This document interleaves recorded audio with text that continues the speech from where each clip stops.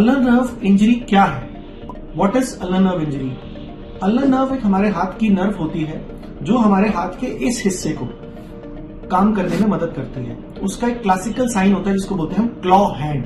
हमारे हाथ क्लॉ की तरह हो जाते हैं। तो बेसिकली जब इस अल्नर नर्व में, जो कि हमारे ब्रेकियल प्लेक्सस से आती है और यूजुअली C8T1 रूट का कंट्रीब्यूशन आगे जाके अल्नर नर्व बनता है, तो जब इसमें कोई इंजरी यहां से लेकर यहां तक हो जाती है तो उसको हम अल्नर नर्व इंजरी बोलते हैं और उसमें क्लॉइंग हो जाती है। बेसिकली ये इंजरी कई तरीके से हो सकती है। कई बार कोई शार्प कट इंजरी हो जाए, किसी को चाकू लग जाए, कोई चोट लग जाए, उससे हो जाती है। कई बार खिंचाव की इंजरी होती है जिसमें कंधा, हाथ, एल्बो कहीं भी कुछ खिंच जाए। कई बार हमारे जो नर्व का रास्ता है उसमें कई बार कुछ ऐसे बैंड्स होते हैं जिनकी वजह से ये अल्नर नर्व इंजरी हो जाती है। तो उसका जो सबसे क्लासिकल साइन है वो है क्लॉ हैंड।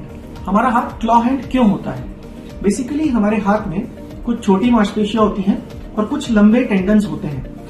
जो छोटी मांसपेशियां होती हैं हाथ की, जिनको हम small muscles of the hand बोलते हैं, अल्नर नर्व की इंजरी में वो मसल्स पैरालाइज हो जाती हैं। इन छोटी मांसपेशियों का काम होता है कि हमारे इन जोड़ों को बैलेंस में रखना, क्योंकि हमारे जो लंबे टेंडन्स हैं वो हमारी इन उंगलियों को मोड़ने का काम करते हैं। और जो ये छोटी मसल्स होती है जिनको हम इंट्रोशियाई और लब्रेकल्स बोलते हैं, ये हाथ को बैलेंस में रखते हैं। तो जब ये हाथ की छोटी मसल्स पैरालाइज हो जाती हैं अल्नर नर्व इंजरी में, तो ये बैलेंस खत्म हो जाता है तो और हमारे हाथ की उंगलियों में क्लॉइंग आ जाती है। कई बार क्लॉइंग मैक्सिमम इन दोनों उंगलियों में देखी जाती है, पर कई बार इन उंगलियों में भी आ सकती है। तो ये एक अल्नर नर्व की चोट है या अल्नर नर्व इंजरी जिसका क्लासिकल साइन है क्लॉ हैंड।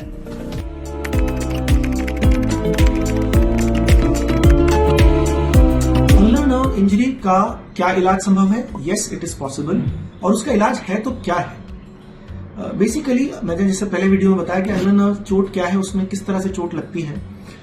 इसका जो इलाज है, अल्नर नर्व का जो प्रॉब्लम क्लॉ हैंड की है, उसका प्रॉब्लम ये होता है कि आप कुछ भी चीज पकड़ने की कोशिश करेंगे तो हमारा हाथ ऐसे करके कोई ग्लास को पकड़ता है, लेकिन जब क्लॉ हैंड हो जाता है तो हमारे जो मेटाकार्पोफेरेंजियल जॉइंट्स हैं, कुछ भी पकड़ने की कोशिश करते हैं तो उस चीज को बाहर धकेल देते हैं, तो हम ठीक से पकड़ नहीं पाते, नंबर 1। दूसरा, हमारे जो हाथ की स्ट्रेंथ है वो खत्म हो जाती है, जो ग्रिप है वो खत्म हो जाती है। तो इन दोनों कारणों से आदमी कुछ काम ही नहीं कर पाता है।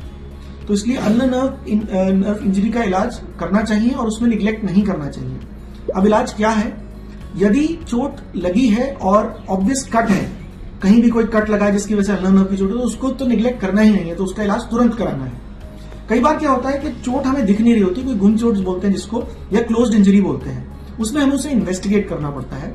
और अगर हमें लगता है कि ऑब्वियस सपोज कोई फ्रैक्चर की वजह से हो गया है, जैसे किसी क्लोज्ड फ्रैक्चर में हो गया है या फिर कोई कंपार्टमेंट हो रहा है, तो उसको भी या तो इमीडिएटली रिलीज करें या फिर उसका हम इन्वेस्टिगेट कराएं आगे, जैसे कि EMG NCV का टेस्ट है जिसमें हम ये पता कर सकते हैं कि नर्व की चोट किस तरह की है, या फिर एक MRI कराकर हम देख सकते हैं क्लोज्ड इंजरीज में।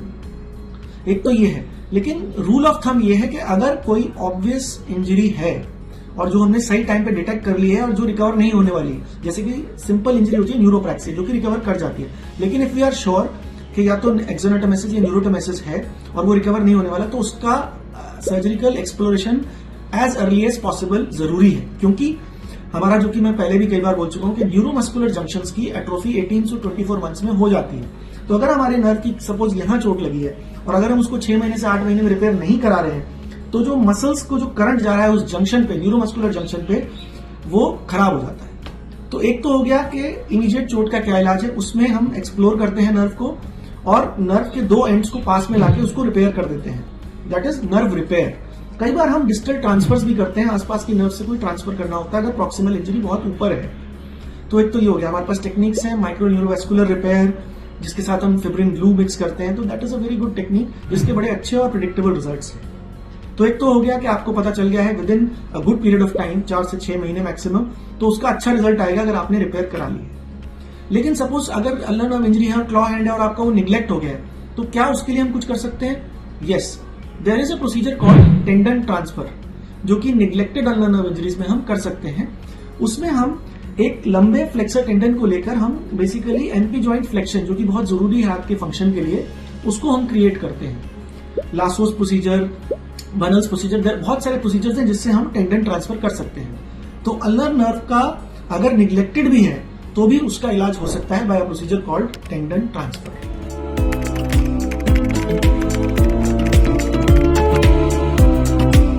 रेडियल नर्व पाल्सी क्या है, रिस्ट ड्रॉप क्या है।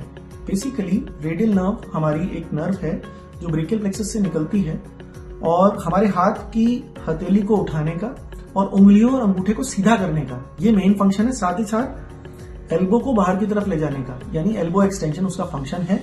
जब रेडियल नर्व की पैल्सी होती है तो सबसे कॉमन सिम्टम या साइन जो हमें दिखता है वो है रिस्ट ड्रॉप, मतलब हथेली ऐसे नीचे गिर जाती है। नॉर्मली हमारी हथेली इस एटीट्यूड में रहती है, लेकिन जब रेडियल नर्व वीकनेस या रेडियल नर्व पाल्सी हो जाती है तो हमारी हथेली इस कंडीशन में आती है और इस कंडीशन को हम बोलते हैं रिस्ट ड्रॉप। इसकी इंपॉर्टेंस क्या है, बेसिकली कोई भी काम करने के लिए, कुछ भी पकड़ने के लिए हमें फर्स्ट स्टेप जो होता है हमारा, जैसे हमें कोई ग्लास पकड़ना है, हम हाथ आगे लेते हैं तो पहला स्टेप होता है रिस्ट का एक्सटेंशन होना, उसके बाद ही हम ग्लास को पकड़ पाते हैं। तो जब रिस्ट ड्रॉप हो जाता है तो हम कोई भी चीज पकड़ने के लिए या फिर कुछ भी करने में हमको बहुत प्रॉब्लम आती है। तो इसलिए रेडियल नर्व इंजरी की इंपॉर्टेंस है। अब रेडियल नर्व इंजरी किस कारण से हो सकती है? सबसे कॉमन कारण रेडियल नर्व इंजरी का है हमारी जो ये बोन है, इसको हम ह्यूमरस बोन बोलते हैं, इसका फ्रैक्चर। रेडियल नर्व पीछे से क्लोजली इस हड्डी के साथ साथ चलती है, तो ह्यूमरस बोन के फ्रैक्चर में कई बार रेडियल नर्व पैल्सी हो जाती है। दूसरा कारण होता है कई बार यहाँ पर शार्प कट इंजरी हो जाना, डॉर्सम ऑफ हैंड पे, एल्बो में, एल्बो के ऊपर कहीं भी शार्प कट इंजरी हो जाना। उस शार्प कट इंजरी में भी रेडियल नर्व की कट सकती है, उसको जोड़ने की जरूरत होती है। तीसरा कारण होता है कई बार कोई स्वेलिंग या कोई ट्यूमर है जो रेडियल नर्व पर दबाव डाल रहा है, या फिर हमारी जो रेडियल नर्व आती है जिस रास्ते से आती है उस जगह का कोई लिगामेंट या उस कोई सुरंग या कोई टनल टाइट हो जाना। तो ये सारे कॉमन कॉजेज हैं रेडियल नर्व इंजरी के।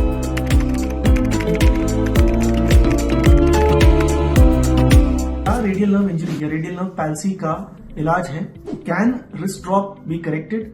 Yes, it is possible. ये डिपेंड करता है कि वो चोट कब लगी है और किस तरह से लगी है। सबसे कॉमनली जब रेडियल नर्व की इंजरी होती है ह्यूमरस के फ्रैक्चर में, तो उसमें सबसे इंपॉर्टेंट चीज ये होती है कि हमें देखना होता है कि नर्व कंटिन्यूएशन में है कि नर्व टूट गई है। यूजुअली कहा जाता है कि ह्यूमरस बोन के फ्रैक्चर में हमें जल्दबाजी नहीं करनी चाहिए। कई बार वो सिर्फ न्यूरोप्रैक्सिया होता है जो अपने आप टाइम के साथ रिकवर कर जाता है। तो एक एक्सरे जिस लेवल पर फ्रैक्चर हुआ है, ईएमजी एनसीवी की स्टडी और क्लिनिकल एग्जामिनेशन, ये करने के बाद हम इस निष्कर्ष पर पहुंचते हैं कि इसमें सर्जरी करने की जरूरत है, और अगर यदि जरूरत है तो हम कब कर सकते हैं। तो ह्यूमरस की चोट की हो गई। दूसरा है जब कहीं शार्प कट इंजरी होती है, कोई शार्प जैसे चाकू हो गया है, कोई एक्सीडेंट हो गया जिसमें कोई शार्प चीज से इस लेवल पर, इस लेवल पर, इस लेवल पर कहीं भी अगर नर्व कट जाती है तो उसमें तो कोई सोचना ही नहीं है, उसका तो अर्जेंट और as early as possible treatment यही है कि उसको एक्सप्लोर करके नर्व को रिपेयर किया जाए। तीसरी तरह की जो इंजरीज हमारी रेडियल नर्व में हम कॉमन देखते हैं वो है किसी ट्यूमर से रिलेटेड, जो हम एमआरआई करा के आइडेंटिफाई कर सकते हैं, और यदि वो ट्यूमर नर्व की शीत तक ही पहुंचाए तो उसको निकालकर रेडियल नर्व को बचाया जा सकता है। कई बार रेडियल नर्व या रिस्ट ड्रॉप इंजरी के या रिस्ट ड्रॉप के पेशेंट्स हमारे पास बहुत लेट आते हैं, तो क्या उनको ठीक किया जा सकता है? Can late radial nerve injury और radial nerve palsy be curated? Yes, it is possible. In one of my earlier videos, एक पहले वाले वीडियो में भी टेंडन ट्रांसफर का जिक्र किया था। तो बेसिकली टेंडन ट्रांसफर एक ऐसा प्रोसीजर है जिसमें हम किसी और नर्व के फंक्शनिंग टेंडन्स को हम रेडियल नर्व में डालते हैं। तो रेडियल नर्व पैल्सी का जो लॉन्ग टर्म में जो लेट पेशेंट्स हमारे पास आते हैं उसका ट्रीटमेंट होता है टेंडन ट्रांसफर, जो हम मॉडिफाइड जोन्स टेंडन ट्रांसफर बोलते हैं।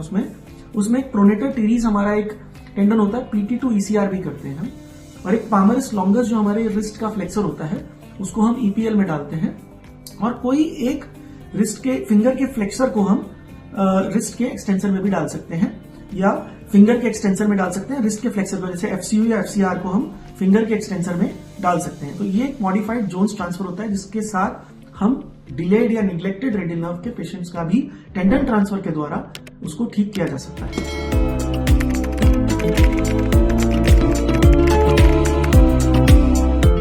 कार्पल टनल सिंड्रोम क्या है? बेसिकली कार्पल टनल हमारी हथेली में एक ट्रांसफर्स मेटाकार्पल फेशिया होता है, उसके नीचे एक सुरंग सी जाती है जिसके अंदर से हमारे हाथ के काफी टेंडन्स और एक बहुत ही महत्वपूर्ण नर्व जिसको हम मीडियन नर्व बोलते हैं और हमारे हाथ के इतने हाथ के फंक्शन के लिए बहुत महत्वपूर्ण है, वो जाती है। तो कार्पल टनल सिंड्रोम बेसिकली क्या है कि किसी कारणवश, या तो वो टनल में सूजन आ जाना या नर्व में सूजन आ जाना, कोई कारणवश वो नर्व पर प्रेशर आने लगता है, और उस प्रेशर की वजह से जो सिम्टम्स आते हैं दो तरह के होते हैं, एक सेंसरी और एक मोटर। सेंसरी सिम्टम वो होते हैं जिसमें सुनपन और झंझनाहट होती है, और मोटर सिम्टम होते हैं कि इतने हिस्से में कमजोरी आ जाना। तो बेसिकली कार्पल टनल सिंड्रोम एक ऐसी कंडीशन है जिसमें हमारी मीडियन नर्व पर प्रेशर की वजह से उस नर्व में चेंजेस आने शुरू हो जाते हैं, और शुरुआती तौर पर कार्पल टनल सिंड्रोम में सुन्नपन और झंझनाहट होती है, लेकिन अगर उसको निग्लेक्ट कर दिया गया है तो वो कमजोरी में भी बदल सकती है, जैसे कि मोटर सिम्टम आ सकते हैं और तब वो काफी दिक्कत कर सकती है। कार्पल टनल सिंड्रोम का क्या इलाज है? Yes, it is possible. कई बार carpal tunnel syndrome medical conditions की वजह से भी होती है, जैसे थायराइड में हो जाती है या किसी और कारण से हो जाती है, न्यूरोपैथीज में थोड़ा बहुत हो सकती है। तो अगर हम मेडिकल कॉजेज हटा दें, डायबिटीज के पेशेंट्स में भी हो सकती है, फीमेल पेशेंट्स में under age of 50 it is common. तो if we rule out medical causes और हम एक इन्वेस्टिगेशन कराते हैं, या तो EMG NCV, जिसमें हमें पता चल जाता है कि नर्व किस तरह बिहेव कर रही है, कंडक्शन वेलोसिटी कैसी है, और कई बार हमें जरूरत पड़े तो हम MRI भी कराते हैं ये देखने के लिए कि कितना कंप्रेशन है। और अगर हमें लगता है कि कोई मैकेनिकल कॉज है जो कि कार्पल टनल को नर्व के ऊपर प्रेशर क्रिएट कर रहा है और पेशेंट को मोटर सिम्टम आने शुरू हो गए हैं, तो तब हमें सर्जरी के लिए देर नहीं करनी चाहिए। शुरुआती तौर पर कई चीज़ें हैं, जैसे पोजिशनल और हाथ की पोजीशन, एक्सरसाइज कुछ हद तक ही हेल्प करते हैं। लेकिन अगर सीवियर कार्पल टनल है, माइल्ड टू मॉडरेट में भी अगर सेंसरी सिम्टम्स के अलावा मोटर सिम्टम्स भी आ गए तो हमें सर्जरी की तरफ जाना चाहिए। कार्पल टनल की सर्जरी कोई बहुत बड़ी सर्जरी नहीं है, वो सुन करके भी हो सकती है, इतने हिस्से को सुन करके भी हो सकती है जिसमें हम स्किन के नीचे जाके कार्पल टनल को रिलीज कर देते हैं। इसमें हम कोई चीज़ निकालते नहीं है बॉडी से बाहर, इसमें हम एक जो टाइट ब्रिज बना हुआ है उस टनल के ऊपर, उसको हम कट कर देते हैं, जिससे जो प्रेशर हमारी नर्व पर आ रहा है वो रिलीज हो जाता है। लेकिन अगर कई बार क्रोनिक बहुत लंबे समय तक आपके पास कार्पल टनल सिंड्रोम है, तो एक कंडीशन होती है CRPS, उसको हम कॉम्प्लेक्स रीजनल पेन सिंड्रोम बोलते हैं, जो उसके साथ एसोसिएटेड हो जाता है। तो इसलिए उसको निग्लेक्ट नहीं करना चाहिए, उसके लिए मेडिकल ट्रीटमेंट भी लेना चाहिए और जरूरत पड़े तो सर्जरी लेनी चाहिए कार्पल टनल सिंड्रोम से।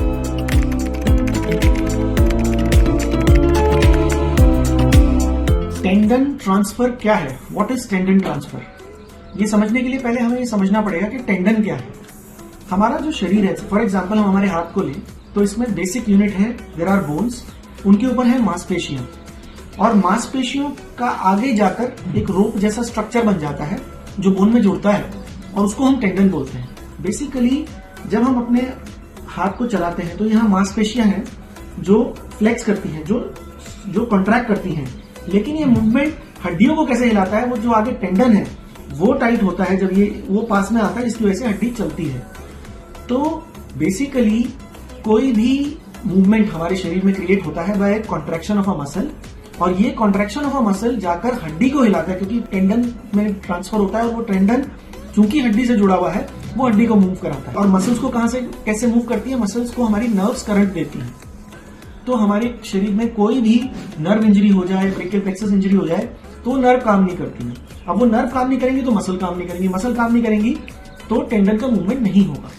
तो बेसिकली अगर हम जाएं तो पीछे नर्व पे जाएंगे। For example ulnar nerve palsy, median nerve palsy, radial nerve palsy, हमारे हाथ की 3 नर्व्स हैं, किसी की भी पैल्सी हो सकती है। वो कई बार ट्रॉमेटिक कॉज होता है। जब इस तरह के कॉजेज होते हैं तो for example median nerve palsy में हमारे हाथ का इतना हिस्सा वीक हो जाएगा, ये इसके टेंडन्स और मसल्स काम नहीं करेंगे। तो टेंडन ट्रांसफर में हम क्या करते हैं, हमारी बाकी दोनों नर्व्स अगर ठीक हैं, हमारे को फॉर एग्जांपल हमारे पास रिस्ट को उठाने के लिए 3 टेंडन है। रिस्ट को ऊपर उठाने के लिए ECRL, ECRB और ECU नाम के 3 टेंडन है, और सपोज हमारी मीडियन नर्व काम नहीं कर रही है, अल्नर नर्व काम नहीं कर रही, तो हम इन 3 टेंडन में से एक टेंडन को ले सकते हैं, और इस टेंडन को लेकर हम फिंगर का कोई फंक्शन, जैसे फिंगर को अंदर मूव कराना है, वो फंक्शन में हम कन्वर्ट कर सकते हैं। तो इस प्रोसीजर को जब हमारे हाथ की कोई सपोज एक नर्व काम नहीं कर रही, तो हम बाकी दोनों नर्व से जो रिलेटेड टेंडन्स हैं और मसल्स हैं, उनके फंक्शन को, जहां पर हमारे पास एक्स्ट्रा फंक्शन है, उसको हम निकालकर अगर जो पैरालाइज्ड पार्ट है उसको देते हैं, उसको टेंडन ट्रांसफर बोला जाता है। ये सारे प्रोसीजर साइंटिफिक हैं और ये सिनर्जिस्टिक की तरह काम करते हैं। मतलब रिस्ट का उठना और फिंगर्स का फ्लेक्शन होना, ये सिनर्जिस्टिक मूवमेंट, यानी ये एक तरह का मूवमेंट है जो आपस में सिंक्रोनाइजेशन में काम करता है। तो हम रिस्ट के एक्सटेंसर को हम फिंगर फ्लेक्सर्स में यूज कर सकते हैं। सिमिलरली हम फिंगर फ्लेक्सर्स को रिस्ट एक्सटेंशन में भी यूज कर सकते हैं। तो इस तरह के मूवमेंट होते हैं, जैसे प्रोनेशन वगैरह के मूवमेंट को हम फिंगर फ्लेक्शन में या रिस्ट के एक्सटेंशन में यूज कर सकते हैं। तो ये सारे मूवमेंट्स आपस में सिंक्रोनाइज्ड होते हैं, इसलिए हम एक टेंडन को दूसरे टेंडन पर लाकर जो पैरालाइज्ड पार्ट है हमारे हाथ का उसको हम कारगर कर सकते हैं। इस प्रोसीजर को हम टेंडन ट्रांसफर कहते हैं।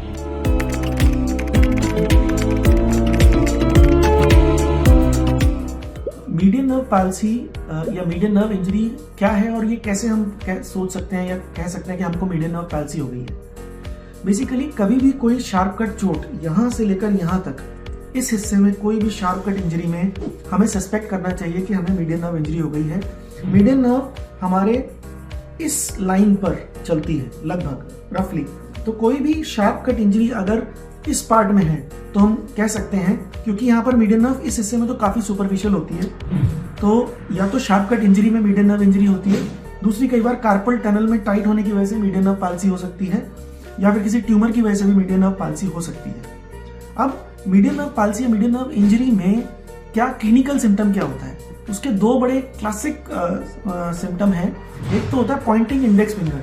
अगर किसी को मीडियन नर्व पैल्सी होगी तो उसके हाथ का एटीट्यूड इस तरह का होगा कुछ, जिसको इस कंडीशन को हम बोलते हैं पॉइंटिंग इंडेक्स फिंगर। बाकी फिंगर्स ऐसे होंगी लेकिन ये वाली फिंगर स्ट्रेट एटीट्यूड में होगी। दूसरी चीज होगी एप थंब डिफॉर्मिटी। अगर आप हमारे अंगूठे को देखें, हमारा नॉर्मल अंगूठा is an opposable thumb which makes us different from apes and monkeys. जो हमारा अंगूठा है इस पोजीशन को हम बोलते हैं अपोजिबल थंब। और थंब का जो मेन नर्व सप्लाई है वो है मीडियन नर्व। जब मीडियन नर्व पैल्सी हो जाती है तो थंब अपना ये एटीट्यूड छोड़कर इस तरह आ जाता है। इस कंडीशन को हम बोलते हैं एप थंब डिफॉर्मिटी। तो दो चीजें हैं, पॉइंटिंग इंडेक्स और एप थंब डिफॉर्मिटी। यदि किसी को हो जाती है तो ये मान सकते हैं कि उसको मीडियन नर्व इंजरी है।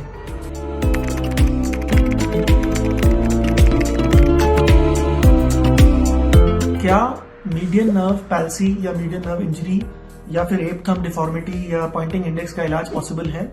Yes, it is possible and it depends कि इलाज क्या करना है, depends on the nature of injury. सबसे कॉमन मीडियन नर्व इंजरी होती है शार्प कट इंजरी, जो मैंने अपने पहले वीडियो में भी बताया था। यहां से लेकर यहां तक कहीं भी शार्प कट है और यदि उसको ये इंजरी है और ये एप थंब और पॉइंटिंग इंडेक्स है तो उसको टाइम वेस्ट नहीं करना चाहिए और तुरंत अपने जो प्लास्टिक सर्जन है उनसे कांटेक्ट कर इसका ट्रीटमेंट लेना चाहिए। बेसिकली वो अगर टाइमली उसको विद इन 24 to 48 आवर्स या एज अर्ली एज पॉसिबल उसको रिपेयर कर दिया जाए तो recovery is quite good. Also depends कि अगर डिस्टल इंजरी होती है तो उसकी रिकवरी और भी अच्छी है। जो प्रॉक्सिमल इंजरी है उसमें रिकवरी में टाइम लगता है क्योंकि nerve marches at the rate of 1 millimetre per day. तो ये तो हो गई इंजरी की। दूसरी प्रॉब्लम होती है अगर कार्पल टनल है तो उस टनल को रिलीज कर या कहीं और किसी और टनल में मीडियन नर्व पे कोई कंप्रेशन न्यूरोपैथी हो रही है तो उसको आइडेंटिफाई कर बाय ईएमजी, एनसीबी और एनएमआरआई उसको रिलीज करने से मीडियन नर्व पैल्सी भी ठीक हो सकती है। तीसरी कंडीशन होती है जिसमें मीडियन नर्व पैल्सी होती है ब्रेकियल प्लेक्सस इंजरी या फिर कोई ट्यूमर, तो उसको भी by identifying it by investigating by MRI और एन ईएमजी, एनसीबी उस लोकेशन को आइडेंटिफाई कर और यदि वो ट्यूमर एक्साइजेबल है या फिर उसको हटाया जा सकता है बिना नर्व को क्षति पहुंचाए तो उसका भी ट्रीटमेंट सर्जिकल एक्सप्लोरेशन करके हो सकता है। अब और हम क्या कर सकते हैं अगर यदि मीडियन नर्व का कोई पेशेंट हमारे पास लेट आता है तो एक प्रोसीजर होता है जिसको हम बोलते हैं टेंडन ट्रांसफर। अगर किसी को 1.5 साल 2 साल हो गए और मीडियन नर्व इंजरी के साथ हमारे साथ वो आया तो हम नर्व के प्रोसीजर्स नहीं कर सकते बिकॉज जो हमारा गोल्डन टाइम है वो है न्यूरोमस्कुलर जंक्शंस तक जो स्टिमुलस है वो 18 to 24 मंथ्स तक पहुंच जाना चाहिए। और इसलिए अगर कोई पेशेंट हमारे पास लेट आता है तो हमारे पास जो ऑप्शन बचता है वो है tendon transfer. Yes, by using tendons supplied by other nerves to replace the function of median nerve it is possible. एक ऑपरेशन होता है जिसको हम बोलते हैं ओपोनेंस प्लास्टी, जिसमें हम अंगूठे के फंक्शन को रिकवर करते हैं। वो एक टेंडन ट्रांसफर ओपोनेंस प्लास्टी कर हम थंब के फंक्शन को वापस क्या कहते हैं रिवर्ट कर सकते हैं। दूसरी एक इंपॉर्टेंट चीज होती है loss of sensation in median nerve palsy, यानी हमारा इतना हिस्सा हाथ का सुन्न हो जाता है।